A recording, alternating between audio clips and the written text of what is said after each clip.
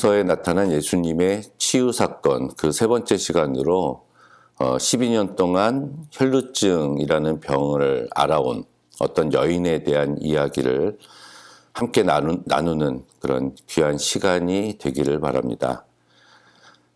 지난 시간에 살펴보았듯이 예수님께서는 가다라 지방에서 귀신 들린 자 둘을 고치시고 그곳에서 또 많은 치유 사역과 하나님 나라를 전파하려고 계획을 하셨는데 그 지방 사람들의 배척으로 인해서 아무런 권능도 행하지 않으시고 다시 배를 타고 그 바다, 갈릴리 바다 건너편으로 이렇게 되돌아오시게 됩니다.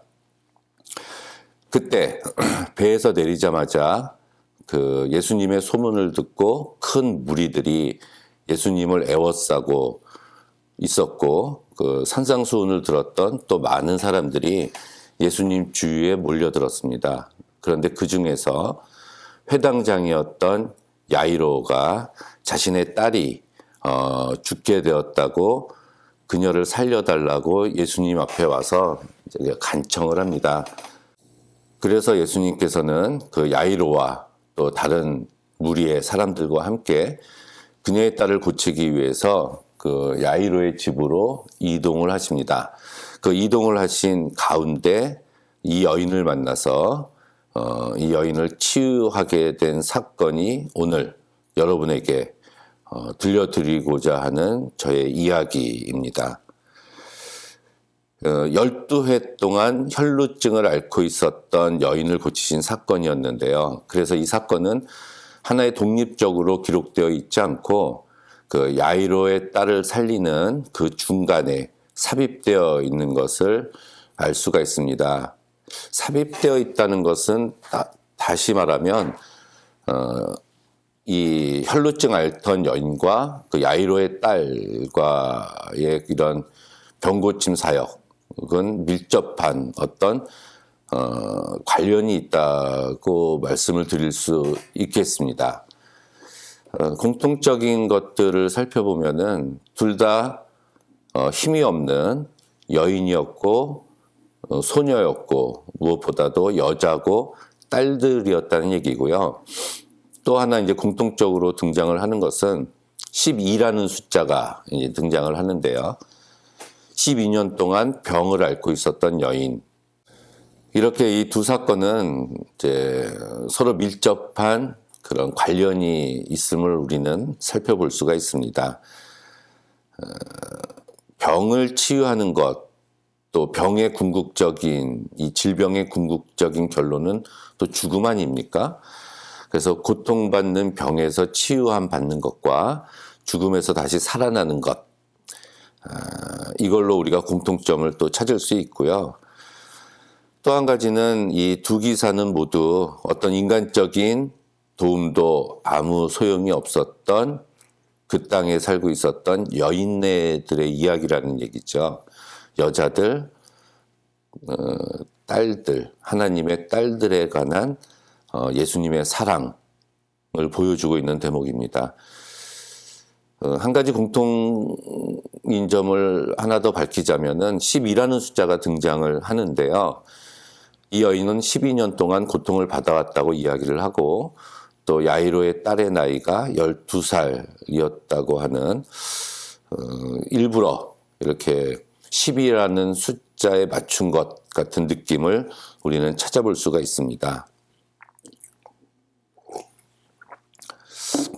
이런 공통점도 있지만 이 두 기사에서는 양식적인 차이점들도 우리가 드러나는 것을 발견할 수가 있는데요. 먼저 배경을 살펴보면 이 혈루증 앓던 여인은 그녀 자신의 불행에 대한 묘사가 아주 섬세하게 나오고 있고 또 이 병을 고치기 위한 그녀의 적극적인 행동이 이 전제되어 있는 것을 알 수가 있습니다. 그걸 살펴보면 이 여인은 굉장히 길었던 고통의 기간을 가지고 있었다는 얘기고요. 또 무능한 의사들에 의해서 자기가 가지고 있었던 모든 재산을 탕진했다는 이런 배경을 설명해 주고 있는데 반해서 야이로의 딸에 대한 기사를 살펴보면은 그냥 아버지였던 야이로가 계속해서 자신의 딸이 죽게 되었으니까 살려달라는 이야기만 되풀이하고 있는 이런 차이점이 있습니다. 그 결과 치유의 완성에서도 보면 예수님의 승낙을 받지 않고 이 12년 혈루증 앓던 여인이 예수님의 옷에 그녀가 손을 댔을 때 그 즉시 병이 나았다는 것을 이 여인이 깨달았다. 이렇게 이야기를 하고 있는데 야이로의 딸을 고치는 그 치유의 완성을 살펴보면 예수께서 그 집에 도착하시고 그리고 나서 이제 많은 무리들을 내어보내셨는데 그들은 이미 죽었으니까 어떻게 예수께서 죽은 자를 살리시냐고 회의적인 반응을 보였던 사람들입니다. 그래서 그 사람들은 내어보내고 베드로, 야고보, 요한 이 세 명의 제자들만 데리고 들어가서 그 딸의 손을 잡고 일어나라라고 예수께서 직접 명령을 하시니까 그때 이 야이로의 딸이 일어났다. 그리고 일어난 즉시 걸어다니고 식사를 했다. 그럼으로써 살아난 사람이라는 것을 증명했다라는 차이점이 있습니다. 한 가지 차이점을 더 살펴보면 이 치유의 결과를 또한 보면은 예수께서 공개적으로 그 여자의 믿음이 너를 구원하였다라고 그 여자에게 초점을 맞추고 그녀를 돌려보내는 것으로 종결이 되는데 야이로의 딸 같은 경우는 처음부터 그 야이로의 집에서 무리들을 내어보내시고 기적을 목격한 소수의 사람들에게 야이로의 딸을 살리신 이 사건을 알리지 말라는 그런 숨기시는 이런 사역에 대한 차이점을 우리는 발견을 할 수가 있습니다.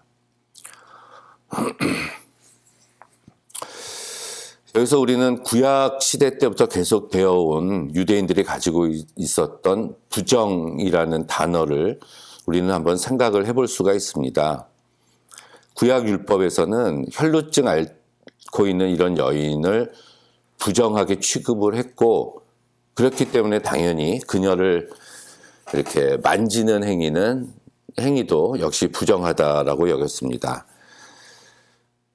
마찬가지로 죽은 자도 부정하다고 생각을 했어요. 그렇다면은 이 혈루증 앓던 여인과 야이로의 딸은 유대인들이 생각하는 대표적인 부정한 사람들이었고 그들과 어떤 예수님이 접촉하는 거, 손을 잡는 거, 터치하는 이런 일은 부정하다고 생각을 했습니다. 하지만 그런 구약의 율법에 나타난 부정과의 접촉을 이기시는 예수님의 놀라운 그런 능력을 가지신 하나님의 아들이다라는 것을 보여주고 있는 대목이라고 우리는 볼 수가 있습니다. 또 하나는 두려움이라는 이런 단어를 이 두 사건을 통해서 우리가 살펴볼 수가 있는데요. 계속해서 그 앞에서도 제자들과 함께 배를 건널 때 큰 노을이 일어나니까 제자들이 두려워했다는 거. 그리고 거라사 지방에서 예수께서 귀신 들린 자 둘을 고쳤을 때 그 사건을 목격한 마을 사람들이 두려워했다는 거. 그리고 혈루증 앓던 여인이 두려움 가운데 예수님한테 나왔다는 것. 근데 이것에 반해서 예수께서는 야이로를 향해서는 계속해서 두려워하지 말라. 이렇게 말씀을 하십니다. 예수님을 제외한 모든 사람들은 두려움에 떨고 있는 상황이었는데요. 예수님만이 두려워하지 않으시고 그 모든 것을 원수들을 이기신 그런 모습도 우리들이 살펴볼 수가 있습니다. 또 한 가지는 사람들의 무능력, 무력함, 아무것도 할 수 없음과 예수님의 할 수 있으심, 예수님의 능력이 대조가 돼서 나타나고 있는 것도 살펴볼 수가 있네요. 여인이 질병으로 고생한 12년이라는 오랜 기간, 그 기간 동안 그녀를 고치고자 했지만 실패한 의사들의 무능력이 나타나고요. 그리고 야이로의 딸을 고치러 예수께서 그 집에 가셨을 때 이미 죽었기 때문에, 시기를 놓쳤기 때문에 선생님을 괴롭게 하는 것을 중단하라고 이야기하고 있는 그 집에 모여 있었던 사람들의 어줍지 않은 충고들, 이것들 무력함이죠. 그들은 자포자기하고 포기한 상황이라는 이야기입니다. 그리고 가다라 지방에서 귀신 들린 자를 제어하지 못하고 그들을 쇠사슬에 묶어 놓았던 그 지방 사람들의 무능력들, 그리고 큰 파도 앞에서 벌벌 떨고 있는 제자들의 무능력, 무력감들이 이 본문을 지배하고 있는 가운데 유일하게 이것에 반해서 아주 뛰어나신 예수님의 능력이 나타나고 있는 것을 우리는 발견을 할 수가 있습니다. 야이로의 딸에서 우리가 또 한 가지 살펴볼 수 있는 것은 이것을 부활, 죽은 자가 살아났기 때문에 예수님의 부활의 메시지와 연관 지을 수 있지 않을까라고도 생각할 수 있지만 그거는 아닌 것 같아요. 그냥 그에 따른 단지 살아나서 그녀의 가족들과의 일상생활로 복귀했다는 것만 이야기하고 있습니다. 신약성서에 보면 예수께서 죽은 자를 살리신 사건이 3번 나옵니다. 하나가 이제 야이로의 딸을 살리셨고요. 또 하나는 나인성 과부의 아들을 살리신 사건입니다. 그거는 누가복음에 나오는데요. 과부의 아들을 살렸다는 얘기는, 이 과부는 남편이 없잖아요. 그러니까 남편이 죽은 가운데 의지하고 있었던 아들도 죽었다는 얘기거든요. 어떻게 보면은 아주 깊은, 더 이상 다다를 수 없는 절망 가운데 처한 그 여인을 불쌍히 여기셔서 예수께서 그 과부의 아들을 이제 고쳐주신 이런 사건입니다. 야이로의 딸과 과부의 아들은 또 아버지와 딸, 또 어머니와 아들, 이렇게 대비가 되는데, 그것은 예수님이 불쌍히 여기셔서 고쳐준 것으로 볼 수가 있고요. 다만 한 가지, 이제 요한복음에 나타나는 나사로를 살리신 사건은 예수께서 그 말씀을 통해서 부활이요 생명이니라는 이런 메시지를 전하시는데, 그것은 아마도 요한복음에 나타난 그런 신학적인 메시지가 반영된 요한의 그런 작품이라고 볼 수가 있는 것 같습니다. 마가복음은 5장에서 이 사건이 나오는데, 이게 곧 죽은 자를 살리고 12년 동안 병든 자를 고치신 그런 예수님의 그런 사역들, 기적들이 소개가 되고 난 다음에 이 마가복음 6장 바로 다음 장에서 예수께서 자기의 고향이셨던 나사렛을 방문하시는 기사가 나옵니다. 근데 여기서는 우리가 잘 알다시피 그 나사렛 사람들이 예수님을 배척해서 예수님께서 그곳에서는 아무런 권능도 기적도 치유 사역도 행하지 않으시고 그냥 조용히 떠나십니다. 이 5장과 이렇게 6장을 비교를 해보면 죽은 자를 살리신 예수님의 이러한 능력과 권능이 신앙의 무지와 부재로 인해서 제한받을 수 있다는 것을 보여주네요. 그렇다면 예수님의 능력이 나타나려면 그 상대방, 우리들, 저와 여러분들의 믿음이라는 것이 있어야 된다고 봅니다. 혈루증 앓던 여인은 믿음으로 예수님께 나아갔고, 야이로에게도 그의 딸을 살리실 때 예수님께서는 야이로에게 믿음을 요구하셨어요. 그렇지만 나사렛 사람들은 그러지 못했습니다. 이 치유의 신앙은 이적을 행하는 자, 예수님을 믿는 것 이상의 의미를 가지고 있다고 볼 수가 있습니다. 야이로와 이 여인은 모두 하나님이 예수 안에서 역사하고 계신다는 믿음을 이들은 보여준 위대한 우리 믿음의 조상들이라고 볼 수가 있습니다. 그럼 본문으로 이제 들어가 볼까요? 12년 동안 12회 동안 혈루증으로 알아온 여자가 있었습니다. 여러 의사에게 보이면서 그동안 고생을 많이 했겠죠. 그리고 재산도 다 탕진을 했지만 아무 효력이 없었고 그 여인의 상태는 오히려 더 나빠져만 갔습니다.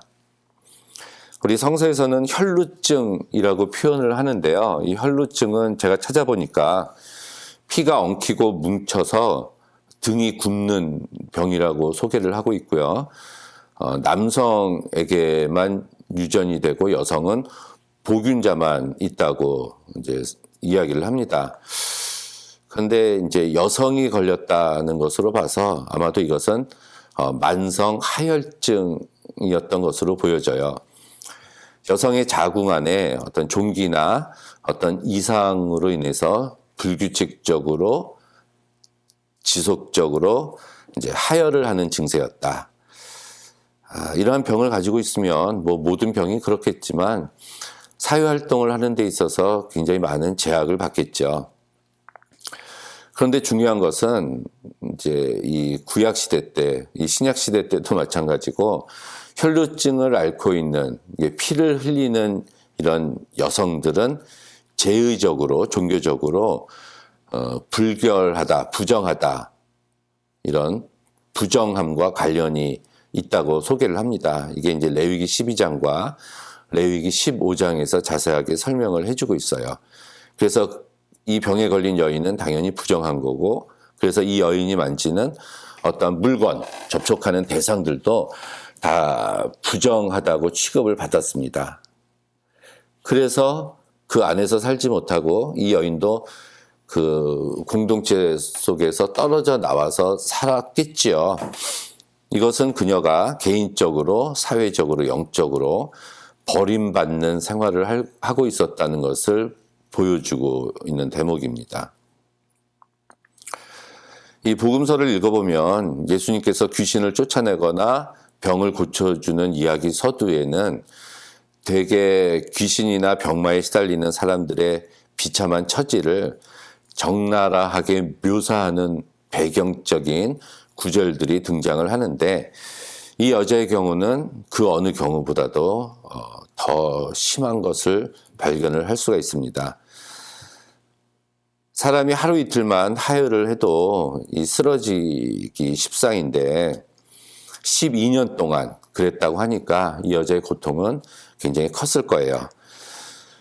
게다가 병을 고쳐보려고 가지고 있는 재산을 다 바쳤는데도 상태가 더 나빠졌다고 하니까 그 절망감, 정신적인 이런 허탈감은 훨씬 더 컸을 겁니다.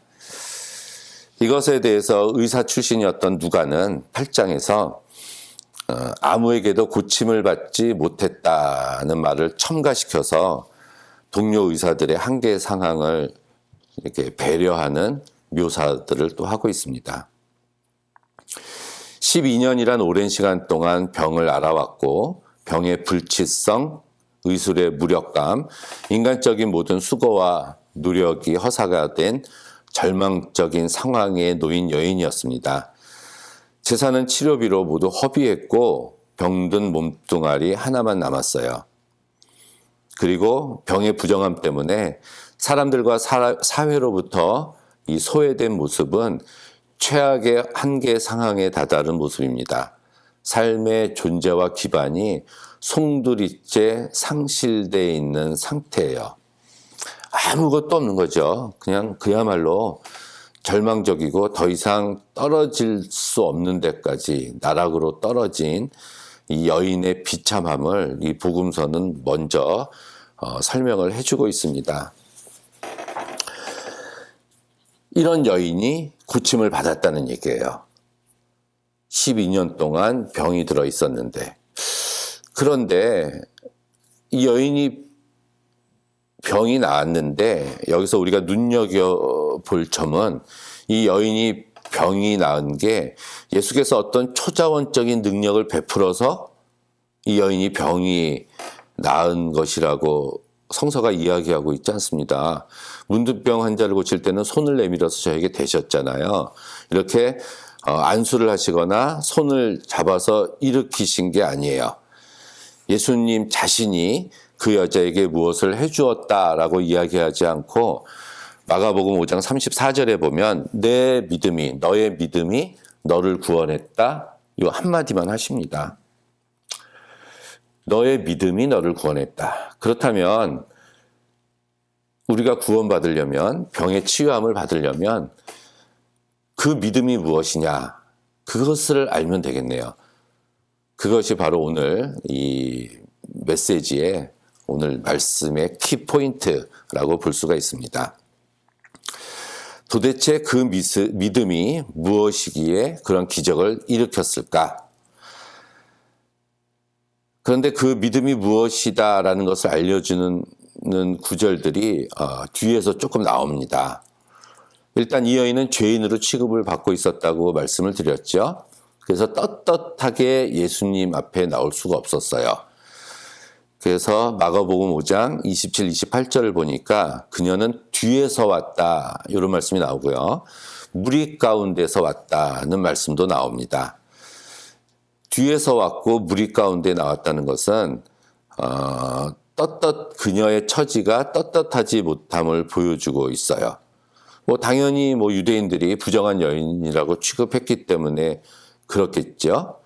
그렇게 부정하게 취급받고 있었던 이 여인은 그러한 주변 사람들의 편견 때문에 떳떳하게 예수님 앞에 나아갈 수 없었지만 이 여인은 나왔다는 겁니다.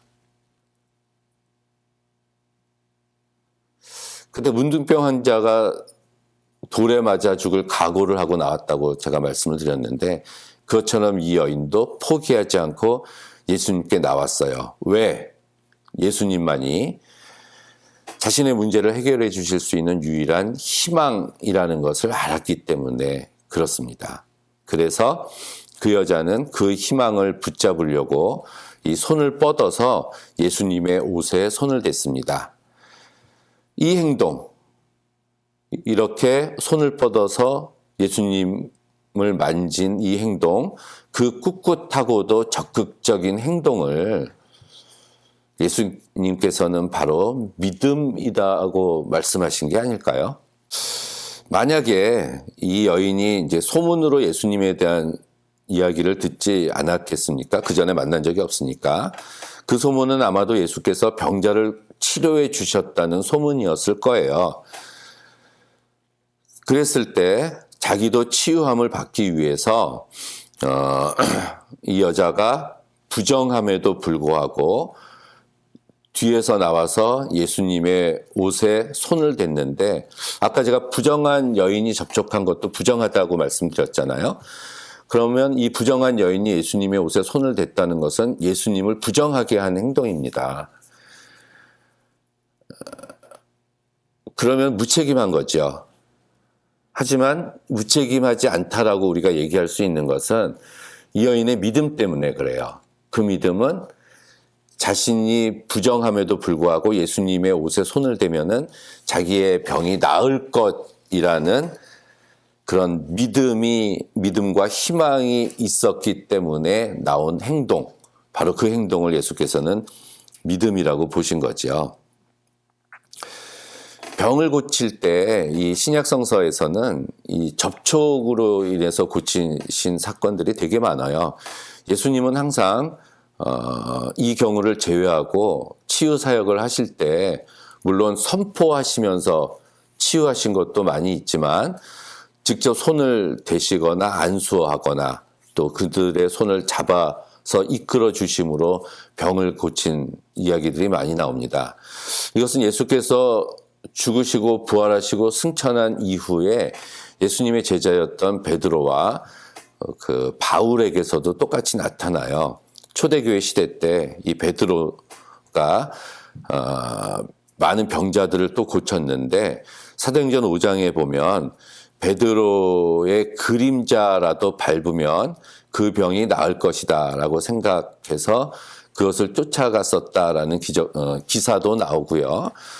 또 이 바울도 사람들이 와서 바울의 손수건이나 바울의 앞치마를 가져다가 병든 사람에게 얹으면 병이 떠나가고 악귀도 떠나갔다라는 기사도 사도행전 19장에 나옵니다.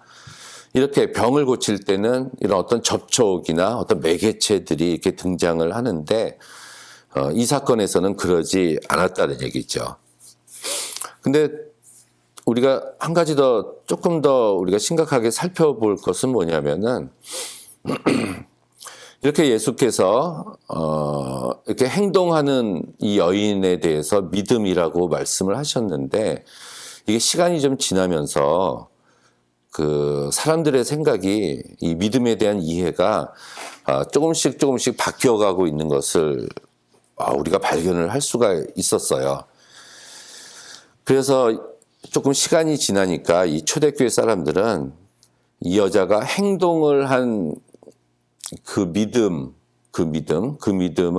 행동에서 찾지가 않고 예수가 그리스도이심을 믿는 믿음이라, 예수가 그리스도이심을 믿는 것, 그 믿는 것이 믿음이다라고 이렇게 조금씩 이렇게 변화됐습니다.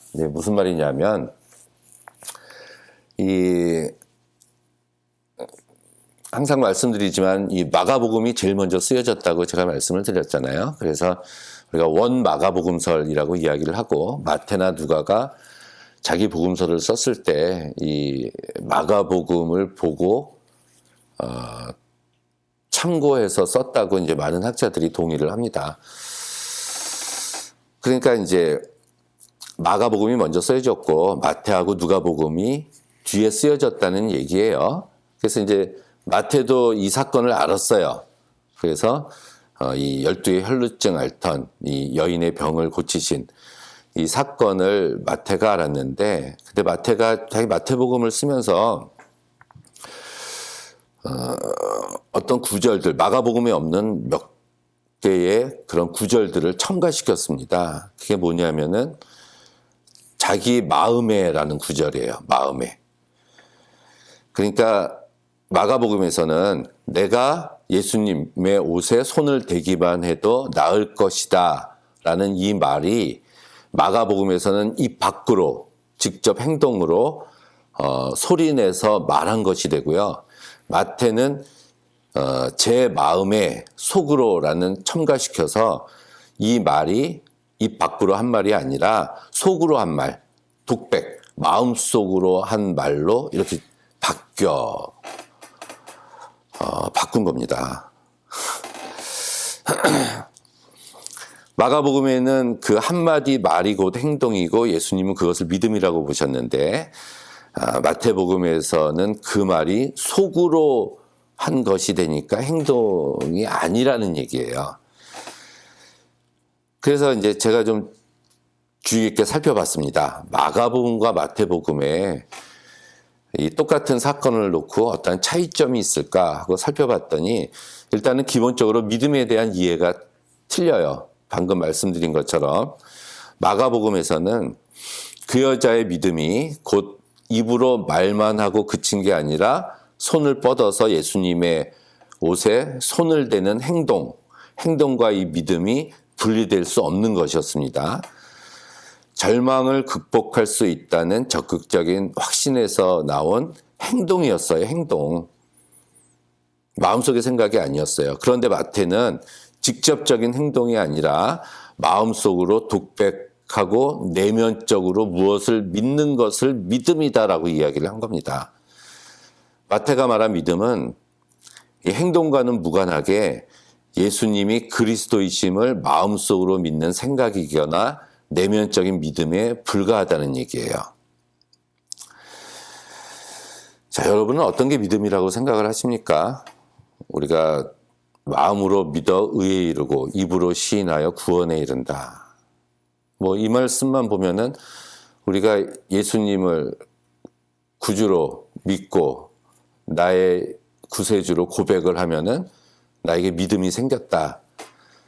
우리는 또 그렇게 배워왔죠. 우리가 사형리나 화목하는 삶 가지고 우리가 전도 나가면 우리가 그것에 대해서 전도를 하지 않습니까? 당신은 죄인입니다. 뭐 하나님은 사랑이십니다. 그리고 마지막에 저와 함께 기도합시다.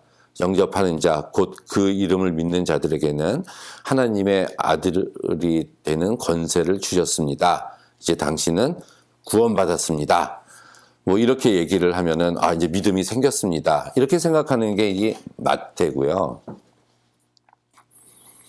마가는 오히려 더 먼저 쓰여진 마가는 오히려 야고보처럼 행함이 없는 믿음은 죽은 것이다. 이것을 더 강조하고 있는 부분이 아닐까. 좀 그렇게 생각을 해요. 이것은 앞으로도 더욱더 큰 차이점을 보입니다. 병이 나은 시점인데요. 이 마가복음에 보면은 병이 나은 시점이 이 여인이 예수님의 옷에 손을 댄 그 직후에 병이 났어요. 그때 예수님이 자기에게서 능력이 나간 것을 그때 아셨다는 얘기입니다. 그리고 어떤 행동을 취하시지 않으셨어요. 이것은 기적의 주도권이 예수님에게 있지 않고 이미 기적이 일어난 거고 그 여자의 적극적인 행동이 예수님의 능력을 예수님도 알지 못하는 사이에 이렇게 빼내고 있는 모습이었습니다.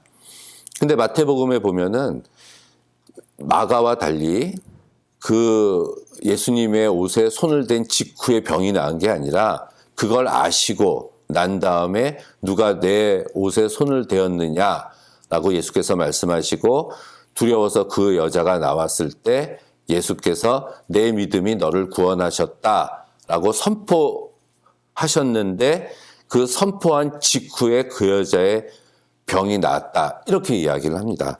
병이 나은 시점이 틀려요. 마태에게 있어서 기적의 주도권은 예수님에게 있습니다. 누가 훔쳐가듯이 예수님이 알지 못하는 사이에 기처럼 몸에서 빼갈 수 있는 그런 능력이 기적을 일으킨다고 보지 않았어요. 예수님의 선포가 있고 난 다음에 이 여자가 병이 나았다. 이렇게 예수님의 권위를 더 세우는 이런 모습이 마태에게서 나타납니다. 더 차이점은 그 여자가 손을 댄 곳입니다. 우리 마가복음을 읽어보면 옷에 손을 댔다 이렇게 나옵니다. 옷은 히마티우, 그냥 이제 우리가 입는 유대인들이 입었던, 우리가 아니죠, 이제 겉옷, 외투를 가리키는 그런 단어예요. 그런데 이제 옷에 손을 대었다라고 얘기하지만은 그 옷에 손을 대기는 불가능했을 거예요. 무슨 말이냐면은 이제 물론 겉옷이라서 좀 치렁치렁하기는 했지만 그 많은 사람들이 있었지 않습니까?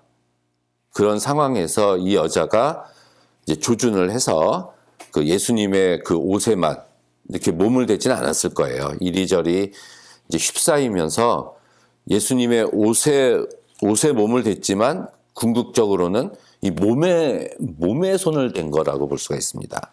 예수님의 몸과 분리된 옷에만 손대기는 힘들었을 거예요. 그래서 몸에 댄 것이다.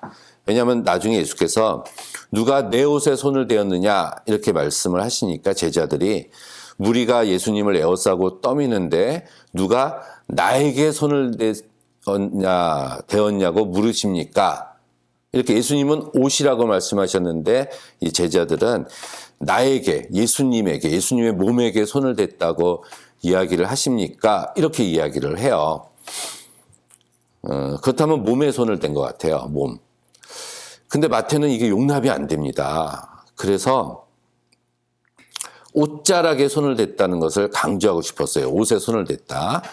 그래서 히마티우라는 이 옷이라는 단어 앞에 크라스페두라는 단어를 첨가시켜요. 그래서 투 크라스페드 투 히마티우라고 나옵니다. 히마티우 앞에 크라스페두라는 낱말을 일부러 첨가시켰는데 이 말의 뜻은 외투의 가장자리에 달린 부속물, 그리고 뭐 술 같은 거 있잖아요. 옷자락, 가락, 이 말을 첨가했습니다. 그래서 마가복음에는 옷에 손을 댔다고 나오고 마태복음은 겉옷에 손을 댔다고 번역을 하고 누가복음은 옷가에 손을 댔다 이렇게 번역을 했어요. 셋 다 틀리죠. 옛날 개혁 성경에는 마태가 겉옷이 아니라 옷자락에 손을 댔다 이렇게 얘기합니다. 마태는 예수님의 몸에 이 부정한 여인이 손을 대는 것이 도저히 용납이 되지가 않았습니다. 그 하나님의 아들의 몸에. 우리 찬양에도 그 옷자락, 예수님의 옷자락 만져 뭐 이런 찬양이 있어요. 그래서 또 많은 사람들은 당연히 예수님의 몸에 손을 대지 않고 옷자락에 손을 댔다고 이렇게 당연히 알고 있는데, 저는 이 부분에 있어서는 마가의 본문을 저는 따르고 싶습니다. 마태는 불결한 여자가 예수님의 옷에 손을 댔다는 표현이 못마땅하게 생각을 한 거예요. 그저 옷깃만 살짝 스친 것이다. 예수님의 옷깃만 스쳐도 병이 난다. 아까 그 베드로의 그림자만 밟아도, 또 바울의 그 손수건이나 앞치마만 만져도 병이 낫는 것처럼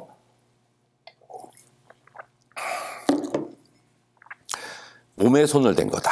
저는 그렇게 봅니다. 그래서 저는 사실 마가복음을 제일 좋아해요. 마가복음이 제일 먼저 쓰여졌고, 적나라한 표현, 솔직한 표현들, 그리고 부사가 많이 나오고요. 한 어린아이가 나타났을 때 이 어린아이보다 큰 자가 없다라는 그런 말씀을 하셨을 때 예수께서 그 어린아이를 안아주셨다라는 표현은 마가복음에만 나옵니다. 이런 그 실제적인 그런 예수님의 모습을 가장 잘 표현하고 있는 것이 마가복음이 아닐까 이렇게 생각을 합니다. 자, 그렇다면 마가의 본문을 따라보면 예수님은 자기 몸에 누가 손댄 것을 알아차리고 주위를 둘러보신 거예요. 그때 그 말을 들은 이 여자는 자기에게 일어난 일을 알고 두려워 떨면서 예수님 앞에 나가서 사실대로 이야기를 합니다. 그리고 두려움과 존경심을 가지고 예수 앞에 엎드려서 모든 사실을 털어놓게 돼요. 근데 여기서 예수가 여인이 두려워했다 이런 말이 나오는데, 이 두려움은 무서워서 예수님이 무서워서 두려워한 것이 아니라, 아마도 이 여인은 자기 몸에서 일어난 변화, 예수님의 몸에 손을 댄 그 즉시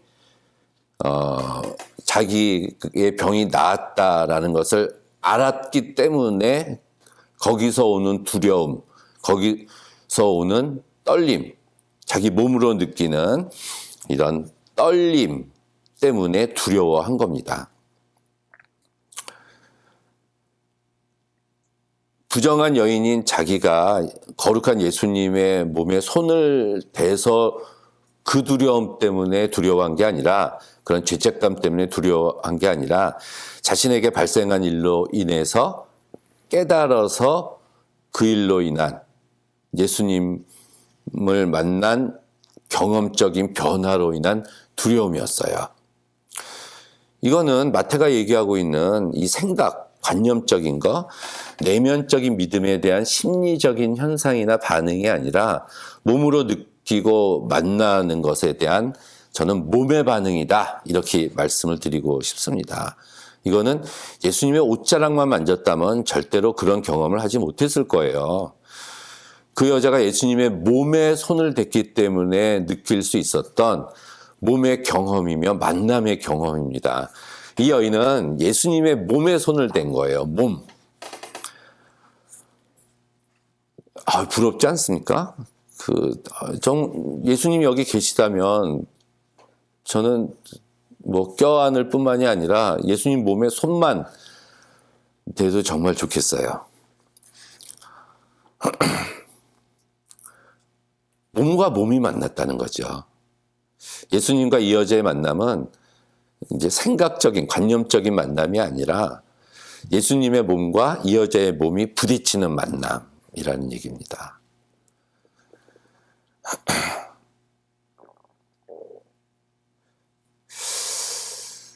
근데 또 그렇게 생각을 해보면 제가 계속 말씀드린 게 예수님 주위에 사람들이 되게 많았다고 이야기를 하고 있지 않습니까? 무리가 이렇게 많은데 누가 예수님에게 손을 댔다고 이야기를 하십니까? 이걸 보면은 수많은 무리들이 따르고 있었어요. 특히 뭐 죽은 야이로의 딸을 살리러 간다는 예수님의 그런 기적을 보고자 허다한 무리들이 쫓고 있었는데, 그렇다면은 그 사람들도 이 예수님의 몸에 손을 댔을 거예요. 이 당시는 예수님이 최고로 인기가 있을 때입니다. 요거하고 요 뒤에 이어지는 오병이의 기적, 그때까지 예수님이 인기인이었어요. 뭐 오늘날의 뭐 BTS 같은 존재겠죠.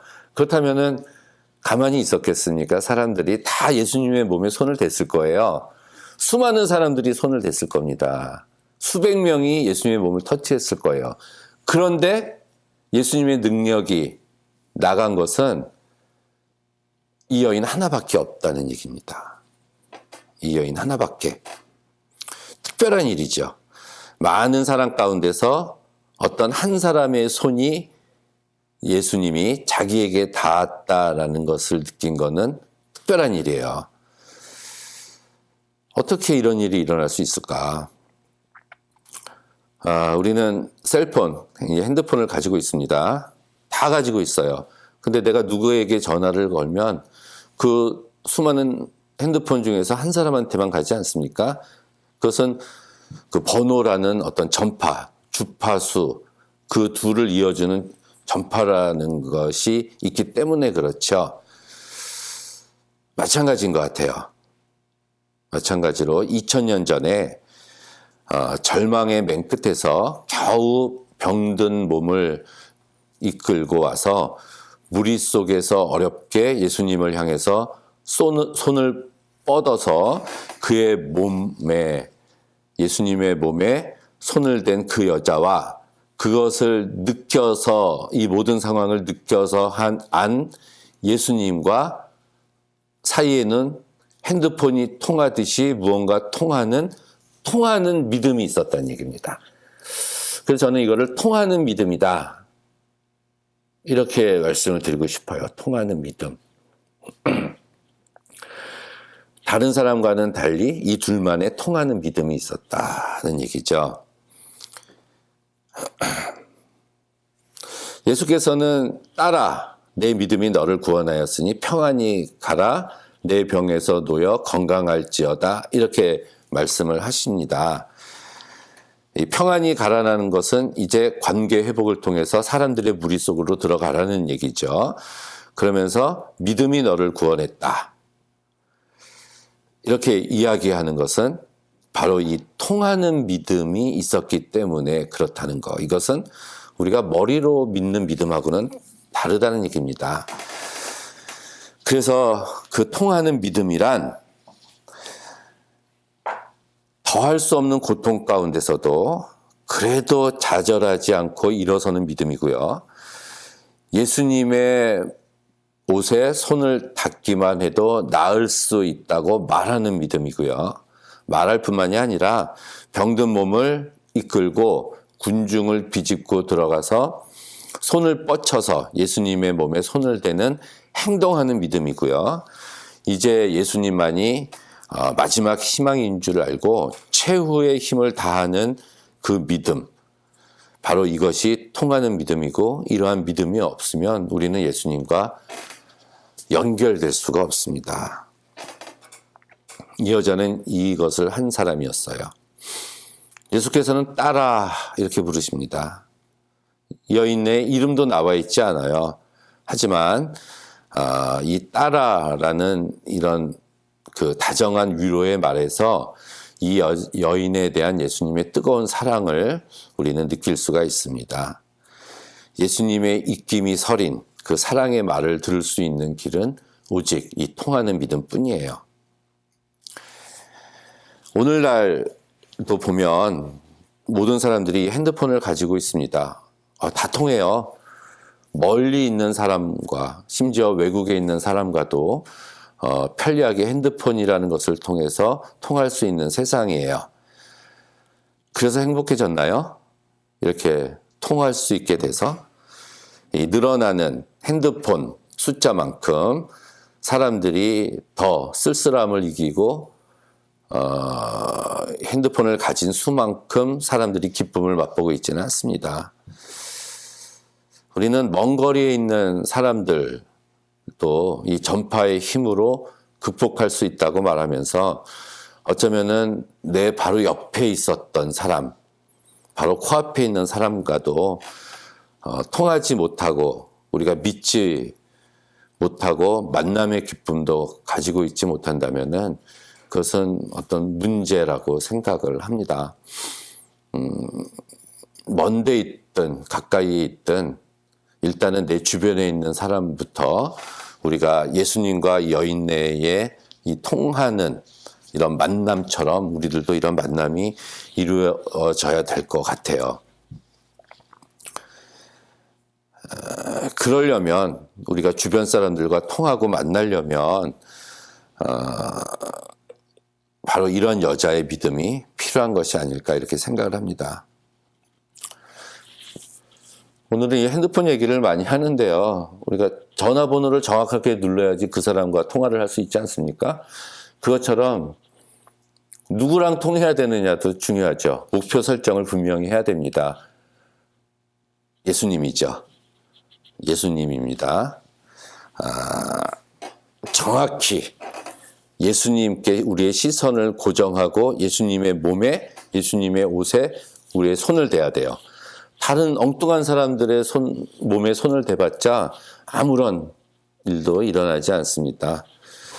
정확한 숫자의 전화 버튼을 누르듯이 우리가 한 걸음 한 걸음 예수께로 시선을 고정하고 다가서는 용기 있는 행동이 있어야 이 여인과 같이 치유를 우리가 경험할 수가 있고 우리의 문제를 해결함을 받을 수 있다고 생각을 합니다. 늘 피를 흘리면서 수많은 회중에게 밀려서 이리저리 휘청거렸을 이 여인은 낙엽처럼 비쩍 바싹 말라서 이리저리 휩싸이면서도 새로운 생명을 주실 그리스도에 대한 확신으로 다가갔습니다. 더구나 예수님의 주변을 에워싸고 지키고 있었던 제자들은 힘센 팔뚝을 자랑하는 어부 출신들이었어요. 이 혈루증 여인의 몸은 약해 빠졌지만 그 여인의 믿음은, 몸은 약하지만 그 여인의 믿음은 고난을 뚫고 예수님을 만나기에 충분했던 겁니다. 이리저리 채이면서도 이 예수님을 향해서 꿋꿋이 다가가서 마침내 믿음으로 승리하는 그 여인에게는 이 어떠한 방해 전파도 뚫고 강력하게 송신이 될 믿음의 파워가 있었기 때문에 가능한 일이었습니다. 힘센 남정네들의 팔뚝을 뿌리치고 예수의 옷깃을 만질 그러한 믿음이 있었기 때문에 이 여인의 문제는 해결됐어요. 그래서 우리들도 예수님에 대해서 바로 알고 예수께 다가가기 위해서 말로만 하는 것이 아니라 이 행동하는 믿음으로 그 어떤 고난에도 굴하지 않고 이 여인의 믿음을 담는 그리스도인들의 아들과 딸이 되기를 주님의 이름으로 축원합니다. 예, 감사합니다.